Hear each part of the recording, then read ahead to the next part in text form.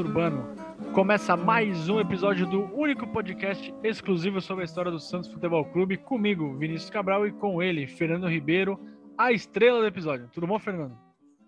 Ô, Vini, tudo bem? Muito feliz em poder falar da história do Lula, né? Um personagem que eu venho pesquisando aí há pelo menos 3 anos, um pouquinho mais de 3 anos, e aí a conclusão desse trabalho agora no lançamento do livro. Então, a sensação de dever cumprido, viu, Vini? Cara, obviamente foi uma brincadeira. A estrela do episódio sou eu, na brincadeira. A estrela é o Lula, né? Pô, com certeza. Luiz Alonso Pérez, Lula, maior treinador da história do Santos. E que, cara, finalmente, no nosso episódio de número 45, olha a ironia, Lula, número 45. Finalmente, a Né? gente vai falar dele. A gente já falou de várias vezes, mas a gente vai falar exclusivamente dele, que é uma figura marcante na história do Santos, né? Na história do futebol brasileiro, e que completaria 100 anos no dia 22 de fevereiro, o dia que a gente está gravando esse episódio, o clássico dia 22/2/2022, ao contrário da mesma coisa, de cabeça para baixo da mesma coisa. Vai acontecer isso uma vez na história, e olhe lá. Então, cara, é uma data e tanto, né? O centenário do Lula, que obviamente já faleceu, e tem muito assunto, porque o Fernando, ele é o biógrafo do Lula, um trabalho que vem sendo desenvolvido há muito tempo, como ele falou, e que finalmente está pronto e será lançado. Já tá em pré-venda, depois a gente vai falar o serviço todo, né? O Lula por si só renderia um episódio, até um seriado, né, Fernando? Seria bacana fazer uma série sobre treinadores do Santos. E, cara, encabeçada pelo Lula, porque ele fez história no Santos. E um dos motivos que a gente vai falar, né? Acho que é o principal motivo, né, Fernando? Obviamente, além do livro, é mostrar a importância do Lula. E isso se reflete até no nome que você deu, né? Que é Lula, o campeão esquecido. Eu queria que você falasse, para começar, do nome do livro. É meio óbvio falar o porquê, mas queria ouvir da sua voz, sua bela voz, por que Lula, o campeão esquecido? Interrogação. Então, Vini, na verdade, o Lula foi esquecido por muito tempo, né? E aí, até que surge a ideia do livro exatamente disso, né? Quando a gente estava fazendo a biografia do Lima, eu e você, eu por muitas vezes escutei o Lima falando sobre o Lula, sempre de maneira muito elogiosa, né? Sempre enaltecendo a figura do Lula. Outros ex-jogadores que a gente entrevistou também, e nas pesquisas, jornais, revistas, o Lula era uma figura muito frequente e muito pouco conhecida, inclusive por mim, que gosto de história do Santos. Eu percebi que eu conhecia muito pouco do Lula. Saber que ele foi o treinador, muita gente sabe, mas quem foi o Lula? Então isso me motivou a ir buscar quem foi, de onde ele veio, para onde ele foi, né? Quem era realmente essa pessoa, esse profissional, não só a pessoa, não só o profissional, mas também a pessoa. E então bateu a ideia que eu falei, cara, eu preciso conhecer. E aí, quando eu comecei a rascunhar e a entender algumas histórias e a conhecer algumas histórias, ficou claro para mim que precisava transformar num livro, porque o torcedor santista e o amante de futebol, e quem gosta de literatura esportiva, literatura de futebol, precisava conhecer essa história. Então, para mim era muito claro que ele era muito vitorioso, e ele era muito, muito esquecido, né? Muito pouco lembrado, muito pouco valorizado.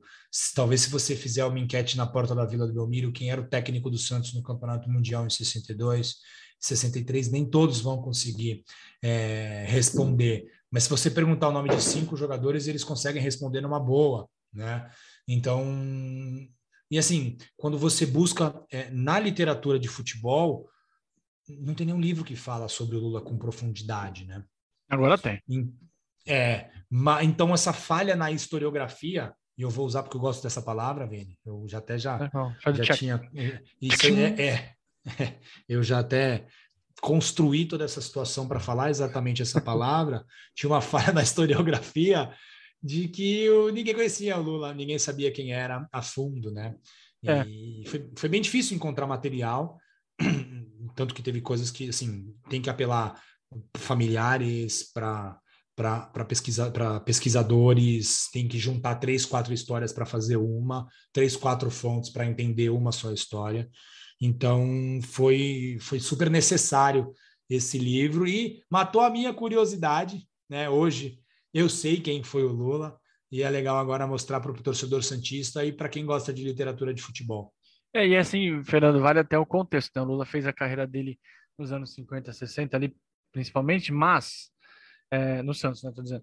Mas a era dos super técnicos é uma era, assim, quando o técnico começou a ganhar muita importância, é, nos anos 80, 90, 2000, né? A partir daí, por exemplo, se não existe no futebol, mas o Lula, se fosse desses anos 90, 2000, dessa era midiática, cara, o Lula teria o tamanho de um Guardiola. Vai, tô chutando aqui, posso estar falando uma grande besteira. Por que que eu faço paralelo do Lula com o Guardiola? Porque a gente teve o Pelé, o maior jogador da história, que o Santos, né, que era foi o maior time da história, né, naquela época, até então, né, e até então não, considerado por muitos, inclusive por nós, como o maior time da história, né, aquele clássico Santos. E você tem um Barcelona do Guardiola que foi algo absurdo, que foi, inclusive a gente sentiu na pele. Foi algo Sim. absurdo. Um time que tinha Messi, que para muitos é o maior jogador do futebol contemporâneo. Acho que para mim também, não tenho dúvidas. De vez em quando eu mudo minha opinião, mas geralmente eu volto e falo que é o Messi. E o Guardiola. Só que você tinha no time Messi, Iniesta, Xavi, me ajuda aí, Fernando, Daniel Sérgio. Alves, Busquets, Piquet, quem mais? Vila. Era a base da Henry. seleção da Espanha quase, né? O Henry não jogou nesse time, né? Ele Contra o jogou no Santos. 09. Ah, Não, contra o tá. Santos. Entendi. No 11. Fábregas, né? Era a base da seleção da Espanha, que tinha sido campeão um ano antes, com o Messi Sim. e o Guardiola. Tipo, contra nós, tá ligado? Só Azar. isso. Muito azar. Muito Contra azar. Muricy. Tipo, nada contra o Muricy, pô, extremamente vencedor, extremamente Mas naquela competente, partida ele mas, foi mal mas demais. foi, ele não sabia o que fazer, enfim. E do outro lado tinha simplesmente um dos maiores técnicos da história.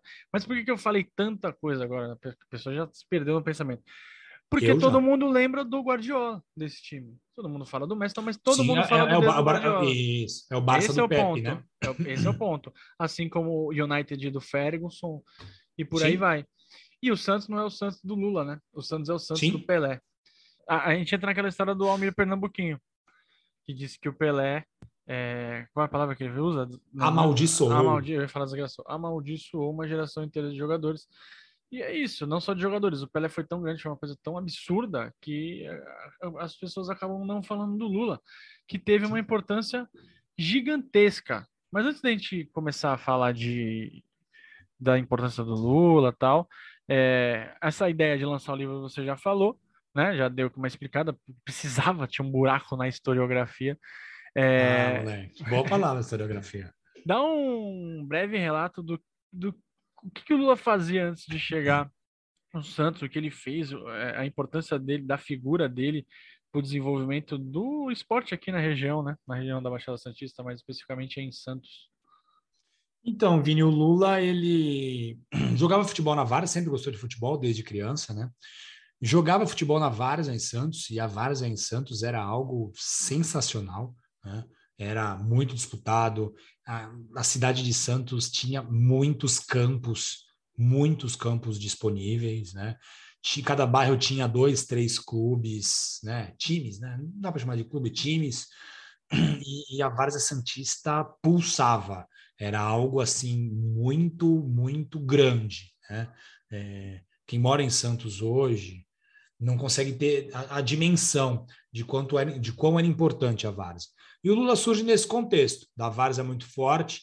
O Lula jogava no Palmeirinha, que era o Palmeiras da Vila Matias, né? Um clube que foi fundado pela família do Cabralzinho, o técnico do Santos, né? Mas dentre algumas passagens, a mais famosa em 95, Cabralzinho que foi entrevistado para esse livro.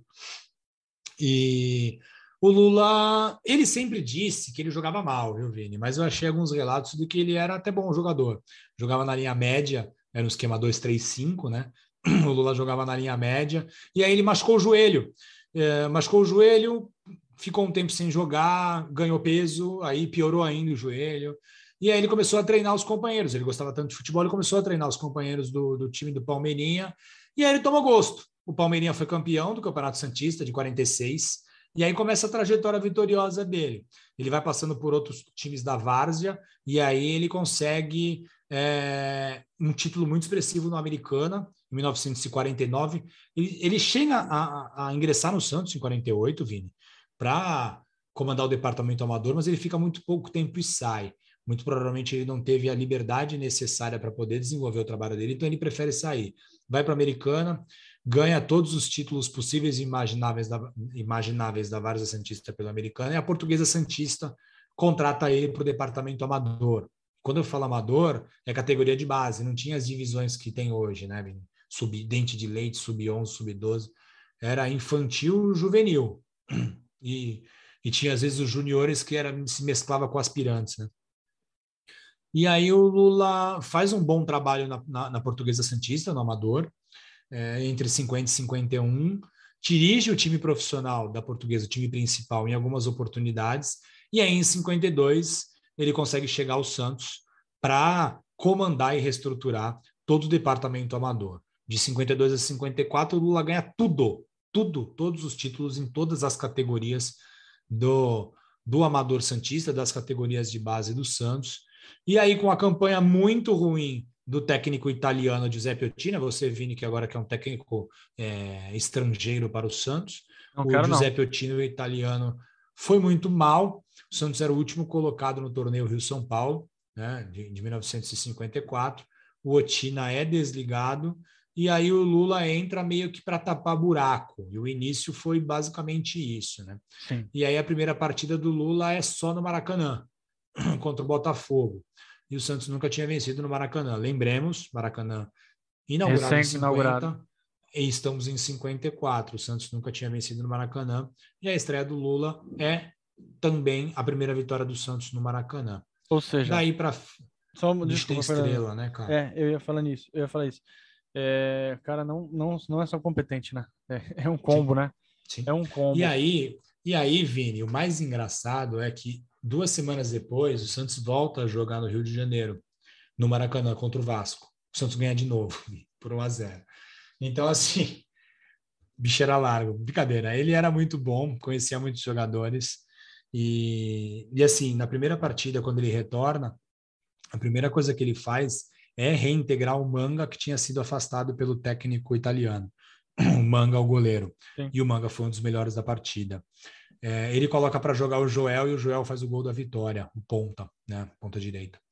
Então, assim, além de ter estrela e tal, ele conhecia bastante, ele sabia o que estava fazendo. Ele E era aí, em muito 50... bom, Fernando. Desculpa de novo. Ele é muito bom também nessa gestão de elenco, né? A gente vai falar disso daqui a Sim. pouquinho, porque o futebol não é só a prancheta, né? São pessoas ali, são 30 pessoas, 30 homens, 30 mulheres, enfim, e só jogam 11. Antigamente jogavam só 11, né? Hoje jogam 16 por jogo, né? Você pode fazer 5 substituições. Então você tinha 11 satisfeitos e 19 insatisfeitos. E o Lula sempre soube fazer essa condução de elenco, né? Foi um dos grandes motivos do sucesso dele no Santos, mas completa isso o raciocínio. Não, que ele conhecia realmente, ele sabia o que estava fazendo, né? Ele sabia o que extrair de um jogador, ele sabia o que ele precisava de um jogador, o que a equipe dele ia precisar, e isso sem conhecimento acadêmico, né? Que a gente valoriza muito o conhecimento acadêmico, e na época era valorizado também. Na verdade, para ser técnico de futebol, era obrigado a ser formado em educação física, o Lula não era, teve algumas dificuldades na carreira por conta disso. E ele não era visto como um acadêmico, mas tinha uma inteligência, né? uma genialidade, vamos dizer assim, de vida, de conhecer bola, conhecer jogadores, que sempre ajudou muito ele, né? A faculdade da vida, né? Como já diriam os mais antigos. Fernando, assim, a história do Lula no Santos era super conhecida, né? Ele chegou já causando impacto. O Santos não era campeão paulista desde 19. 1935, né? Então, você vê, já tinha uma filhinha ali. Ele consegue fazer com que o Santos se torne uma equipe vencedora um pouco antes do surgimento do Pelé, né?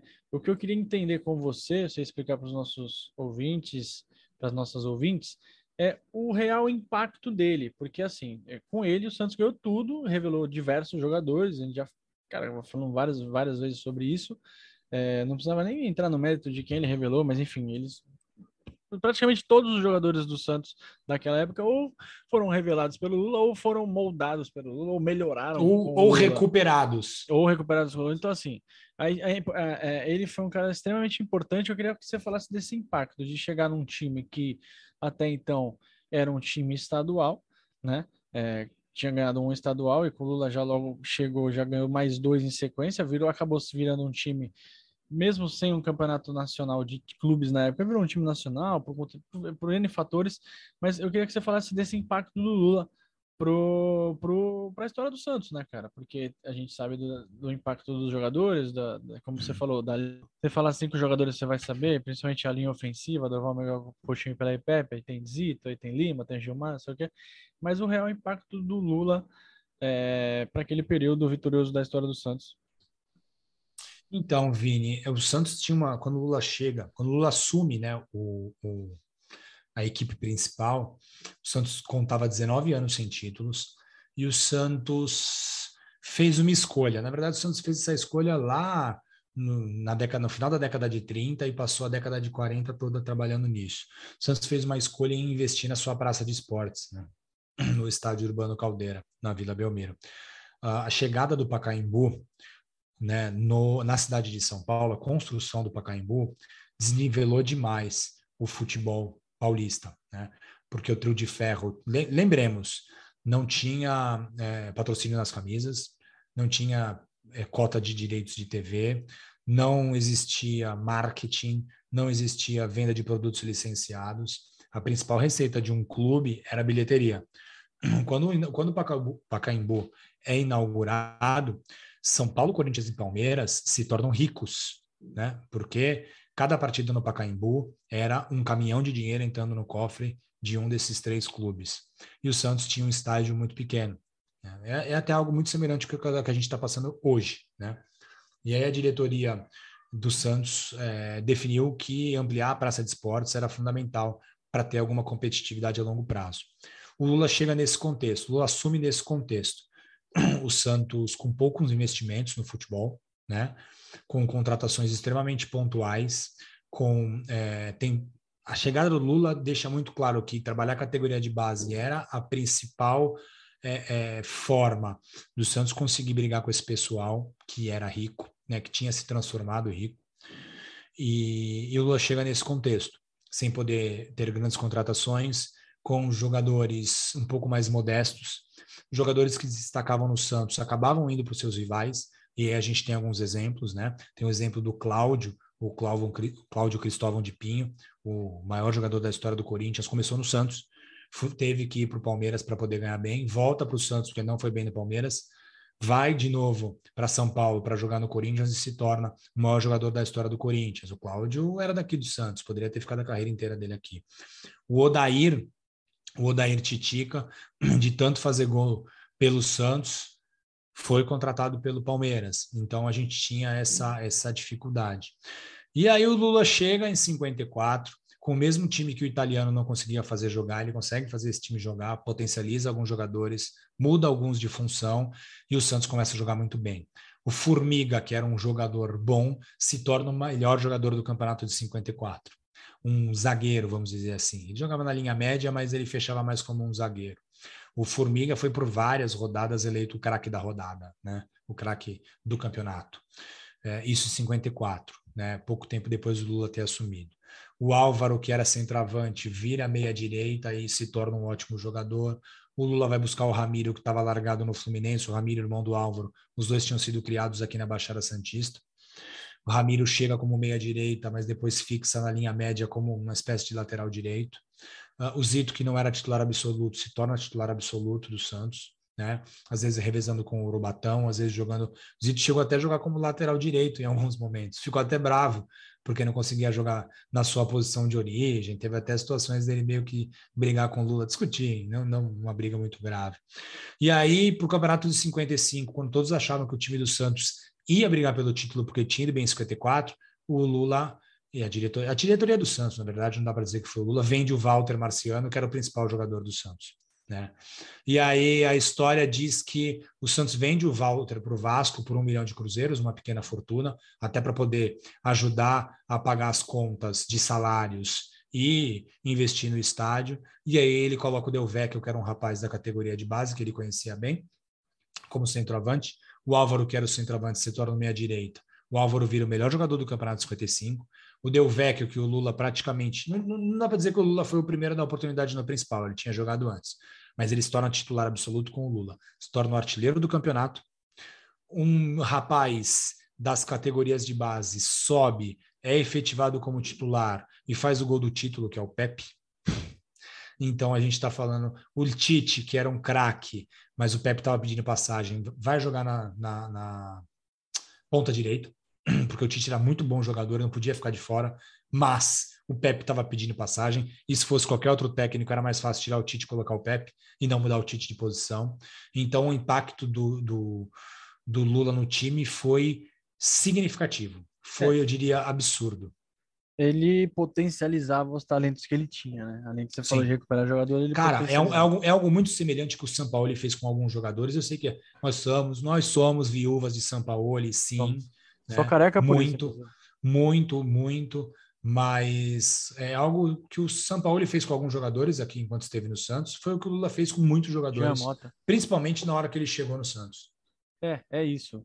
E assim, e aí, bom, o tempo foi passando, o Santos foi se transformando numa máquina de jogar futebol, né? E vieram os títulos históricos como o Paulistano 58. Aí você já entra numa década de 60, onde quando o Santos dominou o mundo, ganhou 2 vezes os Libertadores, 2 vezes o Mundial. Mas outro ponto que eu queria destacar contigo, Fernando, é que o Lula é o técnico do Santos e tal, mas o Lula foi técnico de vários Santos, né? Você falou aí do começo dele, depois tem esse time de 58, o time bicampeão do mundo, depois tem o time de 65. Era uma característica do Lula conseguir fazer com que transformar o elenco, né? Adaptar o elenco para novas situações, e ele fez isso no período dele como técnico no Peixe, né? Vini, eu acho muito legal pegar a trajetória da camisa 9 do Santos enquanto o Lula foi técnico. E eu acho fundamental a gente pegar isso. Quando o Lula assume, o 9 era o Álvaro. O Lula tira o Álvaro, coloca o Del Vecchio. O Del Vecchio é o artilheiro do campeonato. O Del Vecchio começa a jogar muito bem, vira jogador de seleção brasileira, vira jogador de seleção paulista. O Del Vecchio joga a Copa América de 56 pelo Brasil. Aí o Lula tem o pagão. E aí o Del Vecchio é vendido para a Itália, né? De maneira tranquila, né? O Lula tira o Del Vecchio, põe o pagão. Tira não, porque tiraram dele, né? Mas põe o pagão. E aí o Pagão é um dos principais centroavantes da história do futebol brasileiro. Só que depois surge o Coutinho. E aí sai o Pagão, entra o Coutinho. E o Coutinho é um dos maiores centroavantes da história do futebol brasileiro. Aí surge o Toninho Guerreiro. E aí o Coutinho, que já estava tendo problemas com a balança, sai do time e entra o Toninho Guerreiro. Então, assim, só para a gente pegar da camisa 9, como o Lula tinha essa preocupação em, primeiro, sempre manter o seu time em alto nível e conseguir fazer transições entre jogadores e entre épocas sem que a competitividade da equipe fosse colocada em xeque ou fosse diminuída. Pois é. Não foi pouco tempo, né? Não foi um trabalho de 5 anos, foi um trabalho de mais de uma década. E, cara, o dedinho do Lula tá ali em todos os cantos de vários Santos vencedores. Mas, Fernando, obviamente que o ponto alto, assim, um cara do tamanho do Lula, né? Um cara com o perfil que o Lula tinha, tem vários momentos enormes na história do Santos. Você pode falar que ele foi o técnico que deu a chance pro Pelé, porque às vezes, cara, o cara chega, é um talento vindo do interior, tal, não vai bem, num, 2 jogos, tchau. Né? Poxa, Vini, eu vou te dizer que sem Lula não teria Pelé na Copa de 58. Então, olha Teria, uma visão. teria, teria Pelé como o maior jogador da história do futebol, teria, independente do Lula, porque o Pelé é uma força da natureza. Né? Então, assim, não tem como dizer que o Lula ensinou o Pelé a jogar bola. Não. Mas eu acho que sem o Lula, não sei se teria Pelé na Copa de 58, porque eu não sei se ele teria todas as chances que ele Jogado tanto, teve. né? Exato. Exatamente. E assim, e o ponto alto, obviamente, né? O Santos teve vários momentos marcantes, né? no período do Lula, tem excursões, tem revelação de talentos, tem amistosos fantásticos, tem tudo. E tem o ápice, que são os 2 títulos sul-americanos e os 2 títulos mundiais.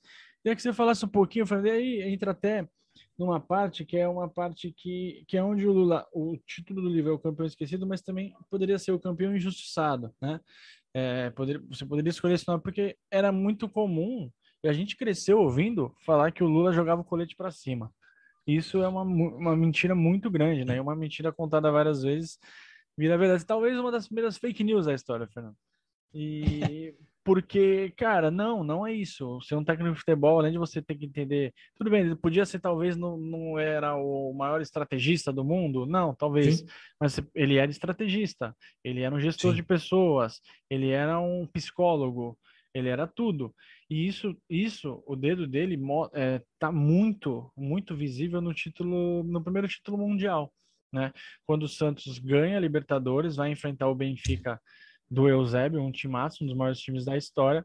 O Santos ganha no Maracanã, o jogo de ida. E quando o Santos vai jogar em Lisboa, assim que acaba o jogo no Maracanã, foi, desculpa, isso até é bom até falar aqui, fazer o alto jabá. Além do seu livro, tem o meu livro que eu escrevi para Santos Box no mês de Isso. fevereiro, Que que pode ser é comprado no site da Santos Box, né, Vini? www.santosbox.com.br, que é O Reinado. Eu conto como o Santos chegou ao topo do mundo. E uma das partes do livro é o jogo no Estádio da Luz, porque após a vitória do Santos contra o Benfica no Maracanã, o Santos ganha de 3-2 do Benfica, e o sentimento geral é de que, putz, o Santos jogou mal, né? Dava para ser melhor. Olha só, o Santos ganhou do campeão europeu e, meu, não, Ganhando um pô, bicampeão europeu, né? bicampeão europeu, e não, dá para ser melhor. E aí o Santos vai jogar em Lisboa. O Lula falou no pós-jogo no Maracanã, falou que o Santos deu muito espaço no meio, que precisava mudar algumas coisas e tal. E aí ele chega para o jogo em Lisboa O Lima teve e dificuldades com o Simões, né? Na direita. muita, o Lima, porra, grande abraço pro Lima e família, esse é um monstro. Ele faz uma mudança que praticamente, não vou falar que foi isso que definiu o título do Santos, mas facilitou muito, que é o quê? Ele leva o Lima para o meio, no lugar do Mengalvio, o Mengalvio que é um jogador um pouco mais técnico, porém um pouco mais lento. Ele era o falso lento, né? O Lima era um cara mais vigoroso, conseguia correr todos os Isso. passos do meio de campo. O Mengalvio já era aquele cara um pouco mais clássico, né? Passadas largas, tá? Um pouquinho mais pesado, ele precisava de mais mobilidade no meio. E colocou o Olavo na lateral direita, que o Lima jogava, nessa época, jogava na lateral direita. O Olavo é um Diga. zagueiro de origem. O Exato, Olavo é um zagueiro de veterano. origem, né? E um veterano Sim. já, talvez até um pouco desacreditado. E aí deu no que deu, o Santos talvez fez uma das maiores atuações da sua história, né? 5-2. E aí depois, no ano seguinte, repetiu a dose, ganhou do Boca na Bomboneira, depois a trilogia contra o Milan, enfim. É, porque eu falei de novo pra caramba, né? Tô me estendendo bastante nos pensamentos. Mas é para mostrar que o Lula também tinha esse dedo de estrategista, cara, porque ele podia muito bem manter a equipe ali, ganhando o primeiro jogo, mantinha. Não, mas ele viu que tinha um buraco ali no meio, um buraco não, tinha um problema no meio, detectou e colocou o Olavo e o Lima pro meio. O Santos acabou vencendo bem. E aí você tem uma insatisfação. Você tem o Mengalvio, que é um dos maiores jogadores da história do Santos, jogador de Copa do Mundo, campeão do mundo, que sai de um jogo decisivo. Não é fácil para o jogador receber uma notícia dessa. Eu acredito que os dias seguintes também para o jogador. O jogador fica feliz por ser campeão, tal, mas o jogador fica mordido, cara. Não tem como. Sim, O sim. Mengalvio tá na linha mágica, né? O nome dele tá eternizado. O Val Mengalvio Coutinho pela IPEP. Então, o cara ficou fora de um jogo desse, você tem que trazer o cara de volta em algum momento. E o Lula era Sim. muito bom nisso, tanto é que o Mengalvio é importante diversas vezes na sequência. Você tem, Fernando, nas suas pesquisas e no restante do livro, algum momento que você fala assim, cara, olha aí como o Lula foi astuto, não só não ganhou o jogo, você falou dos camisas 9, mas tipo, deu uma tacada de mestre ali que deixou todo mundo, caramba, o cara manja mesmo. E eu acho que a principal de todas, essa de Lisboa é uma das principais atuações do Lula, né? Por conta essa visão tática que ele teve, né? De corrigir o time de uma partida para outra, corrigir com mudanças que não eram comuns. O Olavo não jogava como lateral direito de maneira frequente, né? O Lima era jogador de seleção brasileira na lateral direita e foi para o meio, né? Numa partida decisiva. Se tudo tivesse dado errado, estaria na conta do Lula até hoje, né? Perdemos para o Benfica porque o Lula foi professor Pardal, isso para mim é muito claro. É, mas a principal partida, né, foi contra o Botafogo, na decisão da Taça Brasil de 1962, que foi jogada em 63. O Santos ganha o primeiro jogo aqui em São Paulo, né? Perde para o Botafogo na segunda partida, mas perde com o Botafogo muito superior. O Botafogo vence por 3-1, mas sim, de maneira muito contundente, muito superior, e com o Zagallo jogando muita bola, né? O Zagallo que também passou para a história como um jogador ruim, né? O Zagallo era ruim, mas agradava, mas o Zagallo marcava, o Zagallo era um bom jogador, né? Não era um fenômeno, né? Não era um craque, mas o Inteligente, Zagallo né? era um muito bom jogador, muito útil, bom de bola, bom de bola. É que o Zagallo não era o cara que ia driblar 3, 4 jogadores e empurrar a bola para dentro, É né? um A cara gente tem a tático, noção né? Fazia ali recompor. exatamente, mas cara, é muito importante, muito e bom jogador mesmo. O Zagallo sabia jogar bola, não era burro de bola não. E, e aí, o que o Lula faz? Na terceira partida, o Santos escolhe jogar no Maracanã por questões financeiras, né? Porque o Santos sempre precisou de dinheiro, é impressionante. O Não, todos os clubes precisam, mas o Santos precisa mais do que os tempo outros todo. por conta de, enfim. E aí, o que o Lula faz, né? O Lula pega o Dorval, que era a principal jogada de velocidade do Santos, né? Ofensiva. O Lula pede para o Dorval ficar recuado e marcar o Zagallo ponta esquerda. Então, o nosso ponta direita foi marcar o nosso ponto esquerda, o ponto esquerdo do adversário. E o Newton Santos, que tinha a incumbência de marcar o Dorval, ficou sem o que fazer. O Newton Santos acabou subindo e o Pelé caiu nas costas do Newton Santos. Resultado 5-0 para o Santos. Não é O Dorval sorte, né? jogou uma barbaridade nessa partida. Foi a maior partida da história da carreira da história. A maior partida da carreira do Dorval, não tem a mínima dúvida em afirmar isso, né? Que ele jogou demais, demais, e foi uma mudança que o Lula fez de uma partida para outra. E não estamos falando de 2, 3 meses de diferença, né? Estamos falando de dias, poucos dias de diferença entre uma partida e É. outra, E não estamos né? falando, Fernando, de hoje que é normal um ponta marcar outro ponta, um ponta marcar um lateral. Não, ponta marcar o Dorval deve ter ficado surpreso quando o Lula falou isso para ele, É, né? exatamente. Mas confiou no que o técnico estava falando, né? Acreditou, e aí foi 5-0. O Santos deu um baile de bola no Botafogo. O Botafogo se perdeu por completo com essa mudança, não conseguiu se encontrar, não conseguiu entender, e o Santos foi campeão jogando de maneira categórica no Maracanã. Outra questão que a E gente tem que valorizar também, perdão, Vini, não, não, manda, prossiga. manda bala. Não, a outra coisa que a gente precisa valorizar, e eu acho que isso tem muito dedo do Lula, sim, e aí eu falo que acho, porque é a minha opinião depois de tantas pesquisas, né? Não escutei de nenhuma fonte me dizendo. O Santos foi bicampeão mundial, o Santos foi 2 vezes campeão mundial, jogando de maneira totalmente diferente as duas partidas, né? As duas partidas que eu digo, as duas partidas que valeram o título. Contra o Benfica, o Santos pegou o bicampeão europeu, uma equipe que tinha vencido o Real Madrid, o Barcelona em 61, o Real Madrid em 62, ou seja, os dois principais clubes do país mais rico em questão de futebol, que é a Espanha, né? E naquela época a Espanha e a Itália eram os que melhor pagavam, a Inglaterra não tinha ainda tanta contratação de estrangeiros assim, enfim.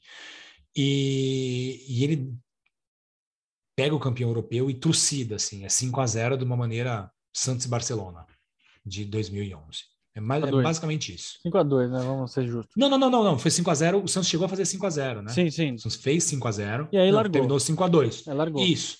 Mas o nível de competitividade entre Santos e Benfica foi igual ao de Santos e Barcelona em Yokohama. Né? Sim. Só que, na verdade, o Santos era o Barcelona e o Benfica era o Santos. Né? Enfim. E no ano seguinte, Vini, contra o Milan, foi uma carnificina. Né? Foi pancadaria. O Santos teve que ganhar do Milan na bola, mas na porrada. E ganhou. Né? Então, assim, o Lula conseguiu ganhar 2 títulos mundiais de maneira totalmente diferentes. Precisou ganhar na bola, ele foi lá e ganhou e amassou, né? Passou o carro em cima do campeão europeu. No ano seguinte, só jogar bem não era o suficiente, né? Só dar show não era o suficiente, não seria, o Santos perderia, tanto que perdeu para o Milan na Itália, tentando jogar um jogo um pouco mais técnico e menos físico. Né? E o Lula conseguiu identificar isso, e as duas partidas do Maracanã foram tão físicas que chegaram ao Não, ponto de agressividade, foi foi, bizarro. foi carnificina mesmo, Foi foi bizarro. pancadaria. E isso mostra como ele conseguia mudar a equipe dele, praticamente com os mesmos jogadores, mas ter condutas diferentes, porque o adversário pedia uma conduta diferente. Isso não é fácil, hein?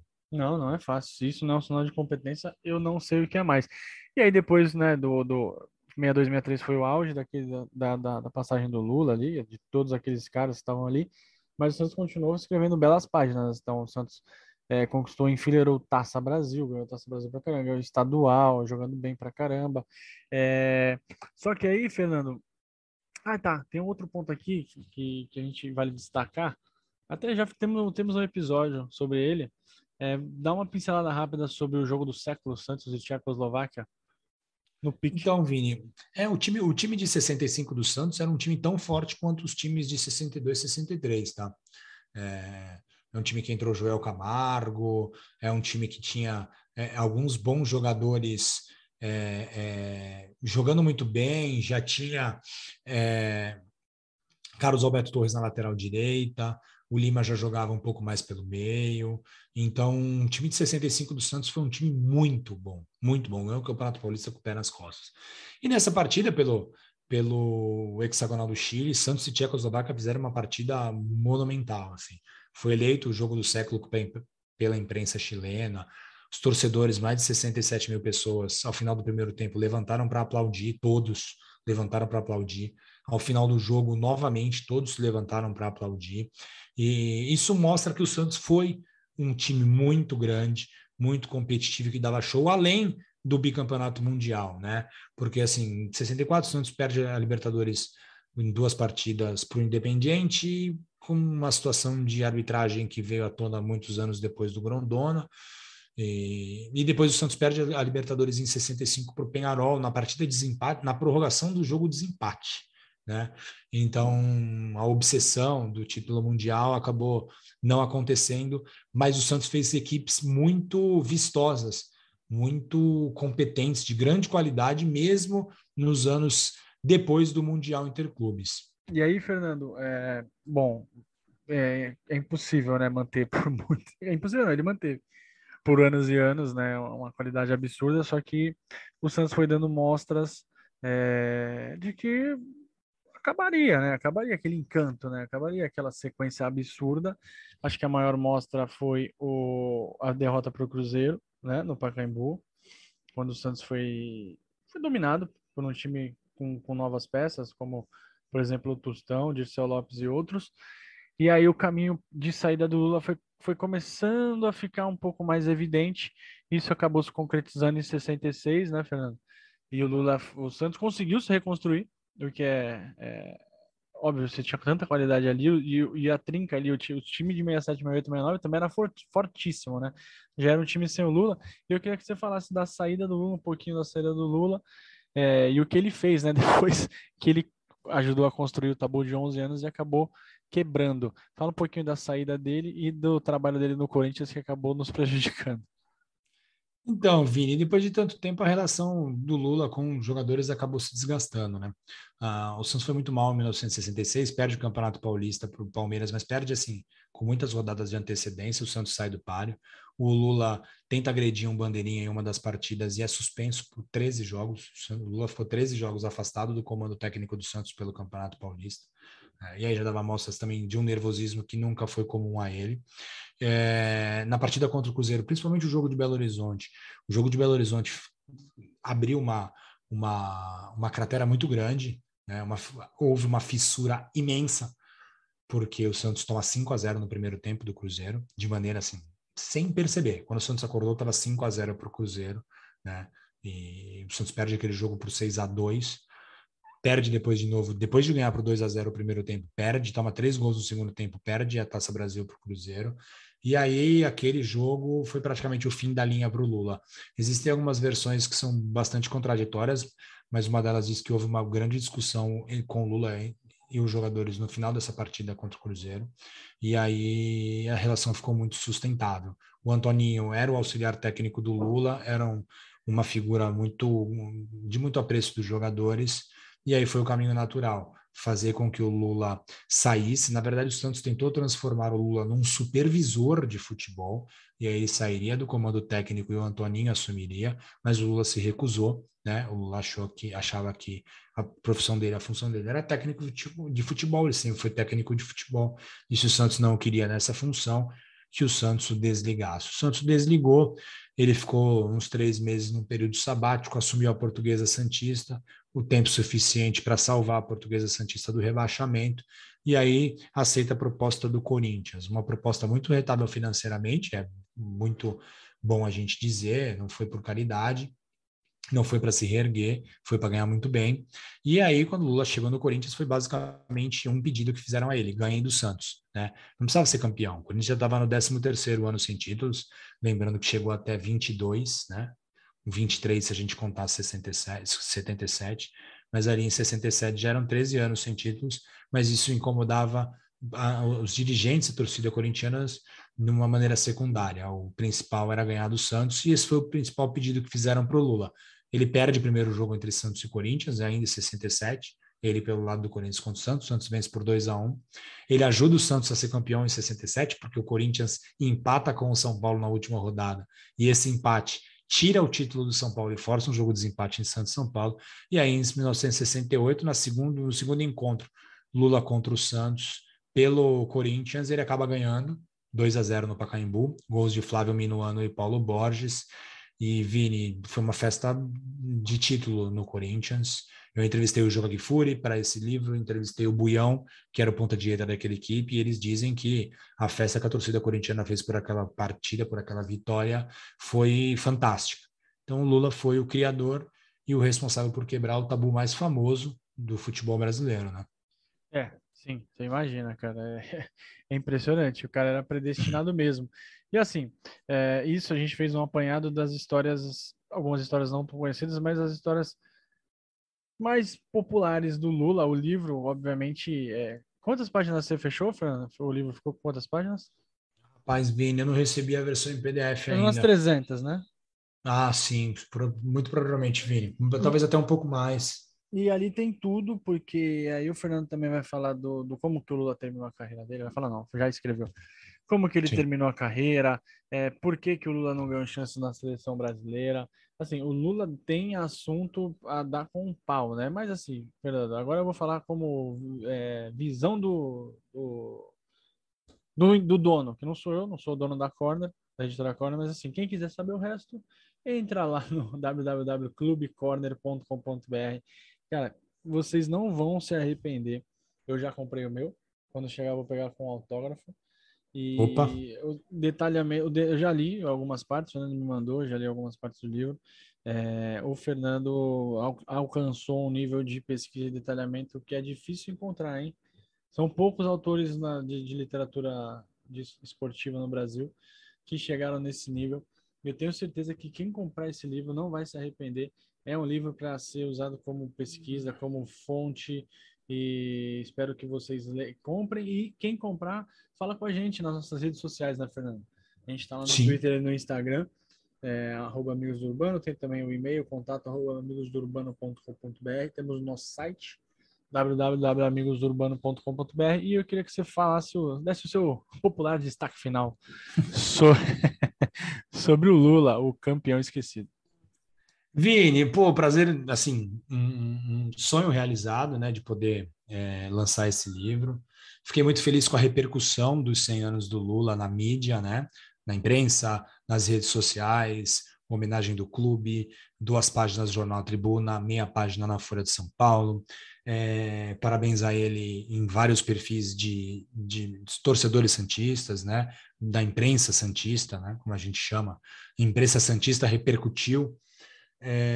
Federação Paulista fez uma postagem parabenizando Lula, bem legal, a recuperação da memória dessa figura incrível, e poder transformar esse livro foi muito legal. 3 anos pesquisando, descobrindo histórias, feliz pra caramba de algumas coisas que encontrei, algumas coisas que nem os familiares dele tinham conhecimento ou sabiam. Então, esse livro aí é o fim de um ciclo de mais de 3 anos, estudando muito Lula, lendo muito sobre Lula, e todas as vezes que eu comentava com as pessoas: estou escrevendo biografia do Lula. Você é louco? Não, mas calma, é o técnico, tá, campeão do mundo pelo Santos, enfim, né? E também, Vini, a pesquisa foi prejudicada por conta da pandemia, então teve alguns ex-jogadores que eu não consegui entrevistar, porque em isolamento, alguns São jornais eu não veteranos, consegui né? ter acesso. Alguns jornais eu não consegui ter acesso porque hemerotecas estão fechadas, enfim, aconteceu muita coisa ao longo dessa pesquisa, mas esperamos que os nossos ouvintes comprem e que os leitores gostem. E depois manda um reporte para a gente, tira uma foto com o livro, manda para a gente, marca o @Amigos do Urbano, vem interagir com a gente nas redes sociais, que a gente quer muito falar sobre a história do Santos e a gente quer muito conversar com o torcedor santista. É isso aí, galera. Para ouvir a gente está no Spotify, no Apple, no Google, no YouTube, na Radio Public. Valeu, Fernando. Valeu, galera. E até a próxima. Valeu, pessoal. Tchau, tchau.